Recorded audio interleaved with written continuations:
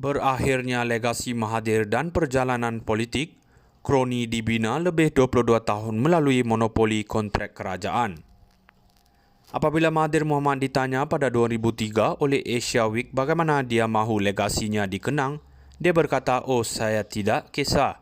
Dalam 40 tahun saya tidak akan berada di sisi dan apabila anda mati, orang akan mengatakan perkara yang tidak baik tentang anda. Ia tidak ada bezanya kepada saya.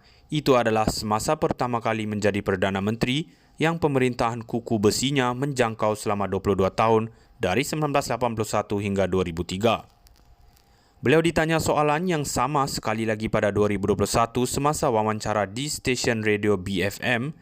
Berusia 95 tahun, beliau telah meletak jawatan kira-kira setahun sebelum itu sebagai Perdana Menteri buat kali kedua yang hanya bertahan selama 22 bulan.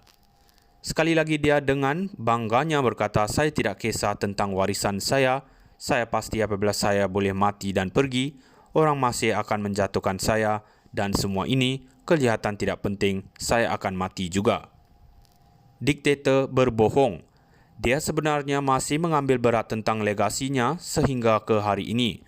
Dia pura-pura tidak kisah kerana semasa kedua-dua temu bual, dia tahu legasinya akan kekal walaupun selepas dia tidak lagi menjadi Perdana Menteri. Sebelum dia berhenti pada 2003, dia secara khusus memilih Abdullah Badawi, seekor itik tempang yang sering tidur di tempat kerja sebagai penggantinya. Begitu juga sebelum Mahathir meletak jawatan pada 2020, beliau mengadakan pertemuan sulit dengan penyangga yang sama dari Pertubuhan Kebangsaan Melayu Bersatu UMNO yang dikutuknya sebagai korup serta dengan kumpulan pelampau agama dan munafik dari Parti Islam PAS yang dicelanya sebagai penyimpang yang akan masuk neraka kerana ajaran Islam yang salah.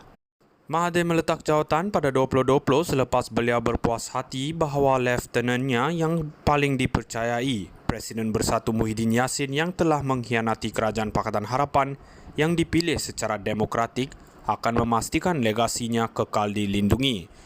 Itulah sebabnya Perdana Menteri dua kali itu tidak bersusah payah untuk berunding dengan sekutu dalam pakatan sebelum meletak jawatan sehingga membawa kepada kejatuhan kerajaannya sendiri. Dalam kedua-dua keadaan, dia memastikan penggantinya sama ada tidak cekap atau rosak teruk sebelum dia meletak jawatan.